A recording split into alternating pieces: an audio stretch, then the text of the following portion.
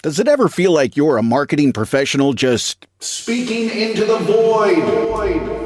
But with LinkedIn ads, you can know you're reaching the right decision makers, a network of 130 million of them, in fact. You can even target buyers by job title, industry, company, seniority, skills, and did I say job title? See how you can avoid the void and reach the right buyers with LinkedIn ads. Spend $250 on your first campaign and get a free $250 credit for the next one. Get started at linkedin.com/campaign. Terms and conditions apply.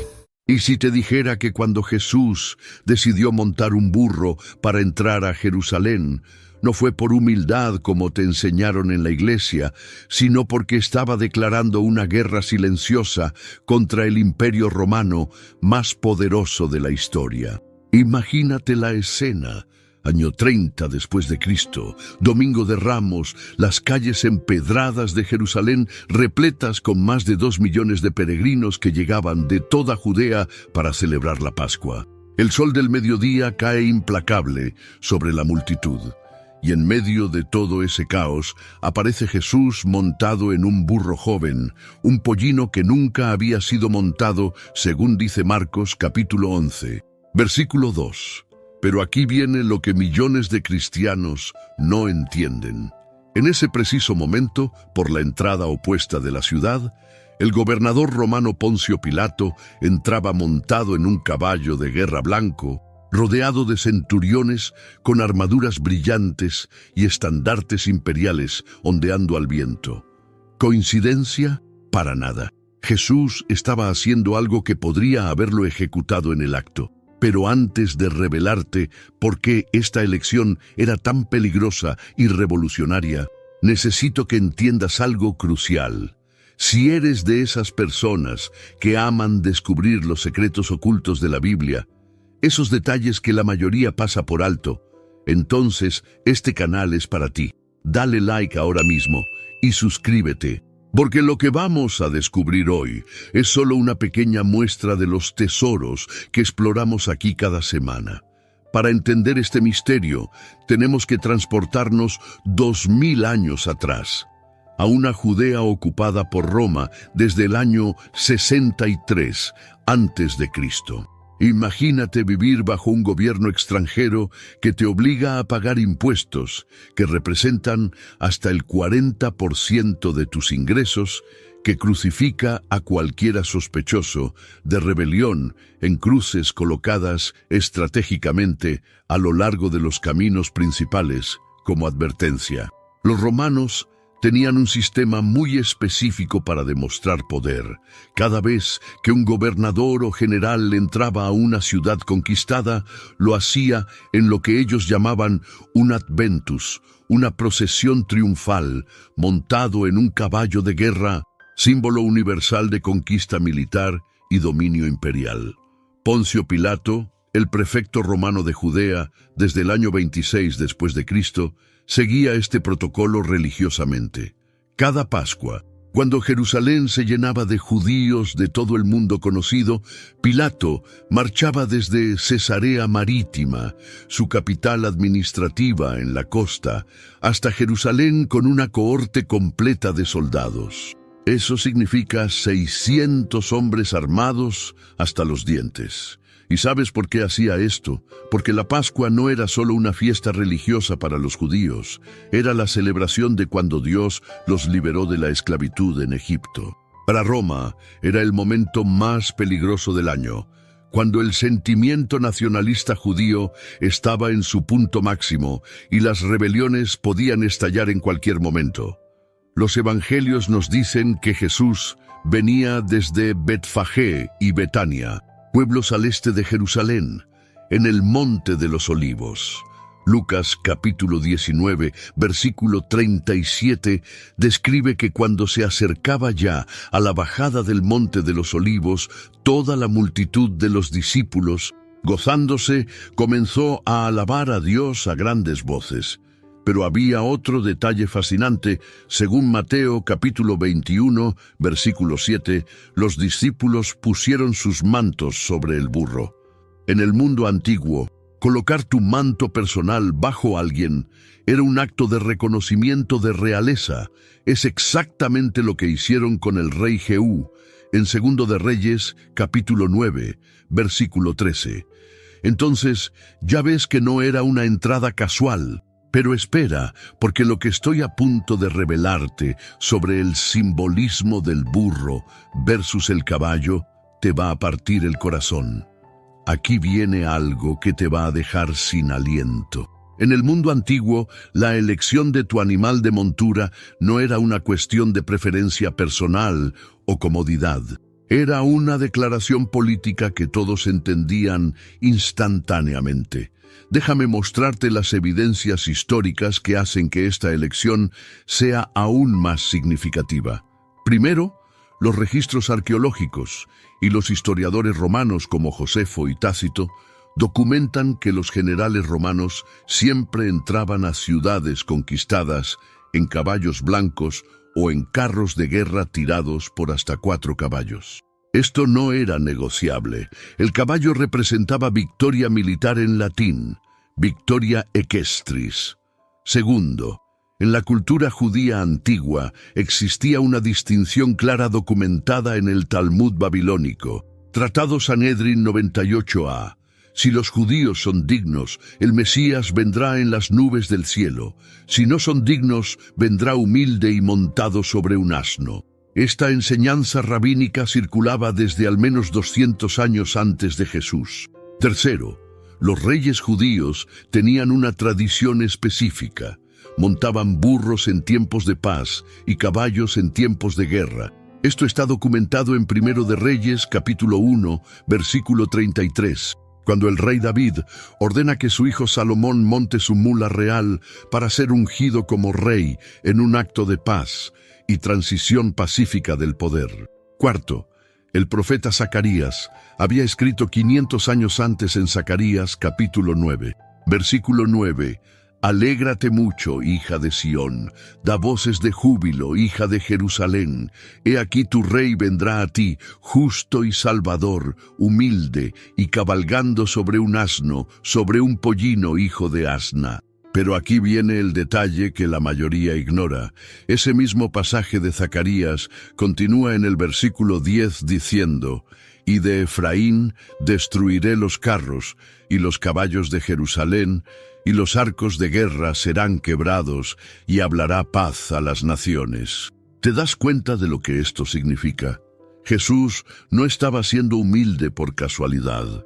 Estaba cumpliendo una profecía de 5 siglos que declaraba un tipo de reino completamente opuesto al de Roma. Pero la cosa se pone aún más intensa. Piénsalo bien. Jesús tenía opciones. Podría haber entrado caminando como había hecho durante 3 años de ministerio. Podría haber entrado discretamente, evitando llamar la atención de las autoridades romanas que ya lo vigilaban. Marcos capítulo 11, versículos 1 al 2, nos dice que Jesús específicamente envió a 2 discípulos a buscar ese burro en particular. No fue espontáneo, fue planificado con precisión quirúrgica. Les dijo exactamente dónde encontrarlo. Id a la aldea que está enfrente de vosotros, y luego que entréis en ella, hallaréis un pollino atado, en el cual ningún hombre ha montado, porque un pollino que nunca había sido montado. En el Antiguo Testamento, los animales para propósitos sagrados debían ser vírgenes, nunca usados para trabajo común. Números, capítulo 19, versículo 2. Deuteronomio, capítulo 21, versículo 3. Jesús estaba señalando que esto era un acto sagrado, no político en el sentido militar. Y la multitud entendió perfectamente el mensaje. Juan, capítulo 12, versículo 13, registra que gritaban, «Hosana, bendito el que viene en el nombre del Señor, el Rey de Israel». Estaban citando Salmo 118, versículo 26, un cántico mesiánico que se usaba cuando los peregrinos entraban al templo.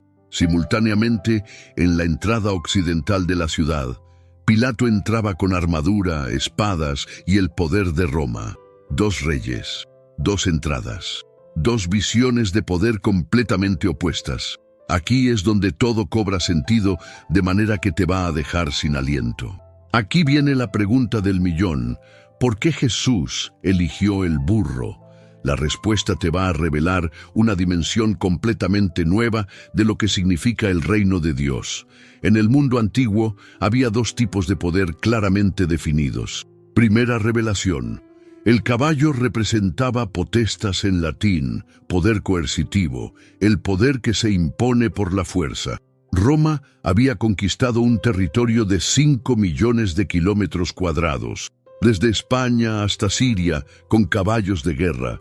Sus legiones marchaban 30 kilómetros diarios montadas en caballos que costaban hasta 1000 denarios cada uno, más de 3 años de salario de un trabajador común. Segunda revelación. El burro representaba auctoritas, autoridad moral, el poder que se gana por respeto. En hebreo, la palabra para burro es hamor, que viene de la raíz homer, que significa sustancia o materialidad. El burro era el animal de los profetas, de los jueces, de los reyes en paz. Tercera revelación, la más impactante. Jesús estaba declarando que su reino no competiría con Roma en sus términos. No habría ejércitos, no habría violencia, no habría conquista militar. Su arma era el amor sacrificial, su estrategia era morir por sus enemigos, no matarlos. Los estudiosos del Nuevo Testamento como N. T. Wright y Marcus Borg llaman a esto el contraste de las procesiones. Mientras Pilato entraba con el poder de 600 soldados entrenados para matar, Jesús entraba con 12 pescadores y campesinos entrenados para amar. Cuarta revelación. El Evangelio de Mateo registra capítulo 21, versículo 5 citando a Zacarías.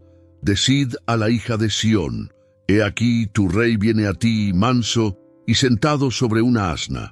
La palabra griega usada es praus, que no significa débil como muchos traducen, sino poder bajo control, como un caballo de guerra domado que elige no atacar. Quinta revelación. 5 días después de esta entrada, el Viernes Santo, este mismo Jesús que montó un burro sería ejecutado en una cruz romana. El método de ejecución estaba diseñado para humillar públicamente a cualquiera que desafiara el poder del caballo de Roma.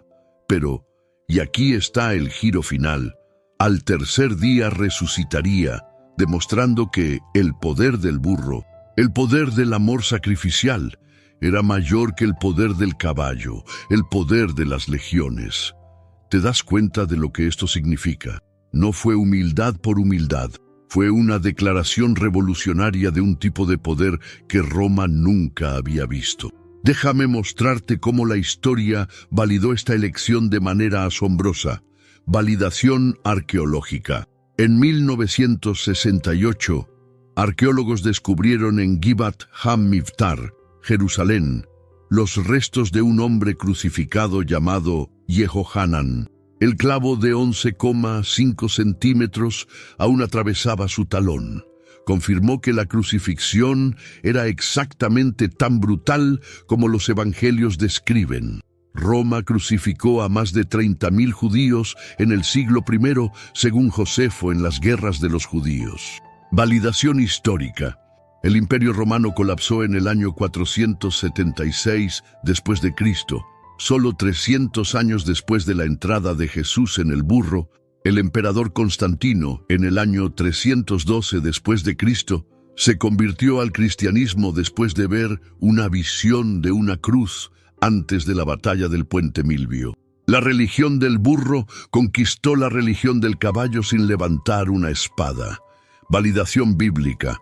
Apocalipsis, capítulo 19, versículo 11, describe el retorno de Cristo. Entonces vi el cielo abierto, y he aquí un caballo blanco, y el que lo montaba se llamaba Fiel y Verdadero.